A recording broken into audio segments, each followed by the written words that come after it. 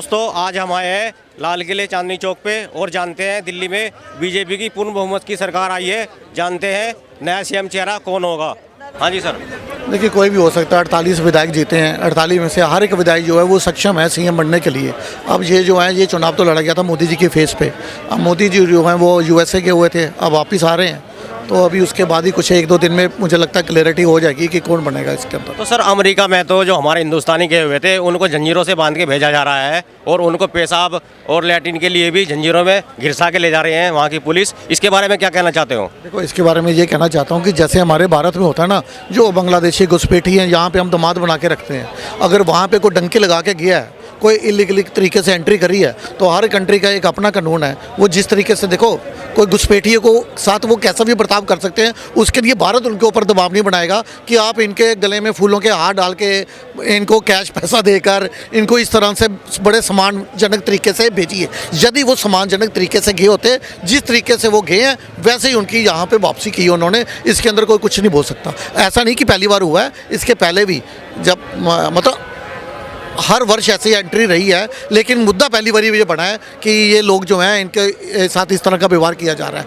जो बाकी अच्छे काम हुए हैं, आपको मालूम है ना कि जो 9/11 का जो आरोपी है उसको उन्होंने भारत को बेचने के लिए मान गया अमेरिका। ये कब से इनकी मतलब तैयारी चल रही थी। हालांकि 2008 की ये घटना घटी, 2011 में शिकागो कोर्ट ने उसको बरी भी कर दिया था। उसके बाद भी भारत की सरकार जो है वो उनके आगे अपनी अपील करती रही कि नहीं, इस व्यक्ति का जो है वो भारत भेजिए। तो अभी वो ट्रम्प सरकार मान भी गई। जो अच्छे काम है उसकी बात नहीं करेंगे, जो इस तरह से घुसपैठिए जो वहाँ गए हैं उनको किस तरीके से भेजा जाए, मुझे बताइए।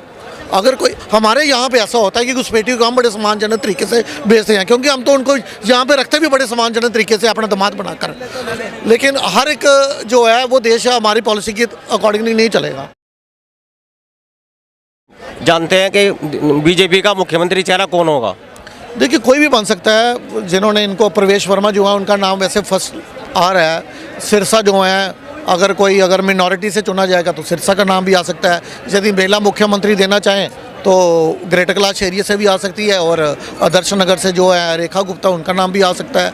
और जो मुस्तफ़ाबाद से जीते हैं वशिष्ठ, मोहन सिंह वशिष्ठ, उनका नाम, मतलब काफ़ी सारे नाम। बाकी अब तो मोदी जी डिसाइड करेंगे कि क्या। देखो, दिल्ली वालों को बदलाव चाहिए था, इन्होंने कांग्रेस की सरकार भी देख ली। देखो, कांग्रेस का वैसे तो आपको बताऊं, जो शीला दीक्षित जी जो काम कर रहे हैं ना, कोई ओपोजिशन, कोई दूसरी पार्टी का भी व्यक्ति जो है ना, वो उसकी आलोचना नहीं कर सकता।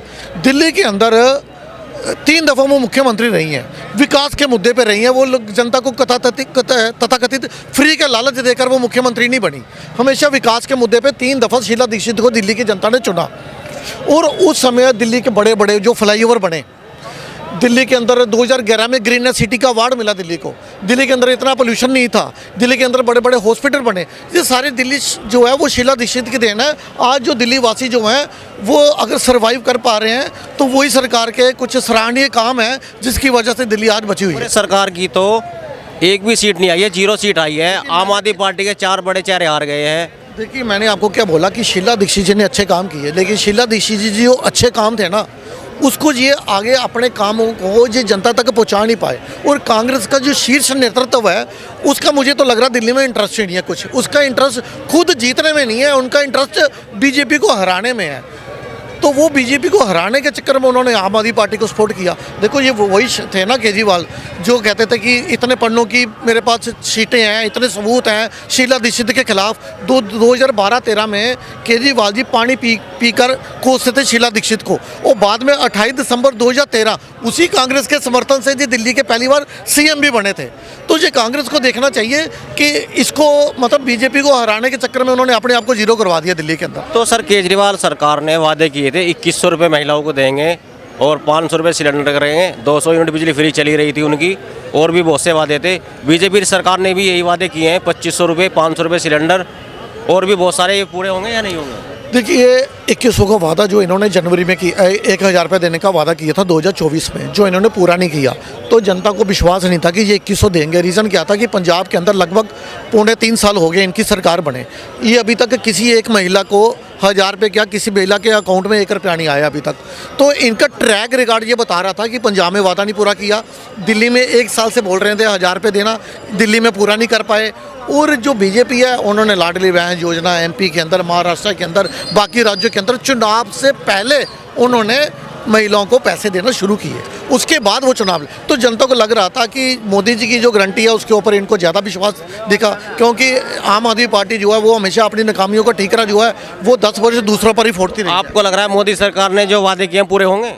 देखो नहीं होंगे तो फिर जैसे इनका हर्षर हुआ वैसे जनता इनको भी दिखा देगी। देखो जनता ने, देखो दिल्ली के अंदर शीला दीक्षित सरकार को मजा दिखा दिया, बाद में आम आदमी पार्टी को भी 10 साल बाद टाटा कर दिया। तो दिल्ली की जनता को कोई अब बेवकूफ़ तो नहीं बना सकता। सोशल मीडिया का टाइम है, काट की हंडी बार बार नहीं चढ़ती। यदि बीजेपी काम नहीं पूरे करेगी और ऐसे ही मतलब समझ भाग जनता को दिखाएगी कुर्सी लेने के लिए, तो अगले 5 वर्ष बाद जनता भी इनको टाटा कर देगी। लेकिन मुझे लग रहा है कि जो आम आदमी पार्टी है ना, जो कुर्सी में बैठकर भले ही काम खुद ना कर सके लेकिन ये करवा सकती है। ये धरना प्रदर्शन वाली पार्टी है, ये प्रेशर डालेगी सरकार के ऊपर, तो सरकार को काम करने ही पड़ेंगे। ये मैंने अभी क्या बोला, काम खुद तो नहीं कर सकते लेकिन करवाने में ये सक्षम है।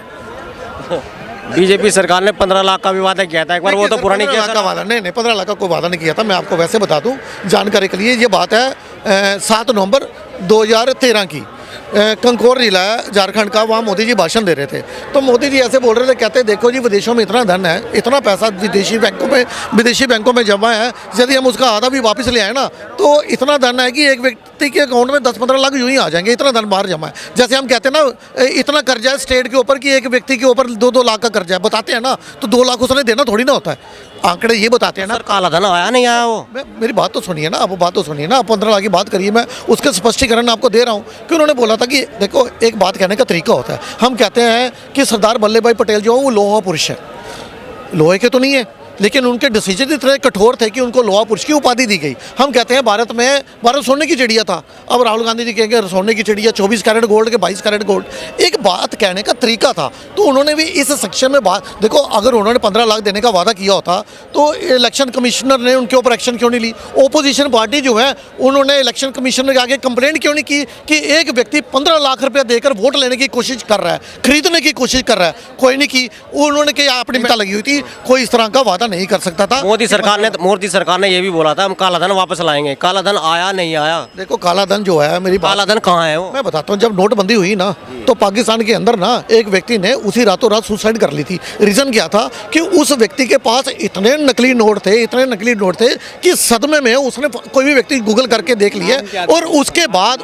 अरे सर आप गूगल करके देखो, सिर्फ इतना डालो कि पाकिस्तान के अंदर व्यक्ति ने नोटबंदी के बाद खुदकुशी की, पूरी डिटेल आ जाएगी। मैं यूपीएससी के पेपर थोड़ी ना दे रहा हूँ कि मैं सारे नाम याद करके रखो।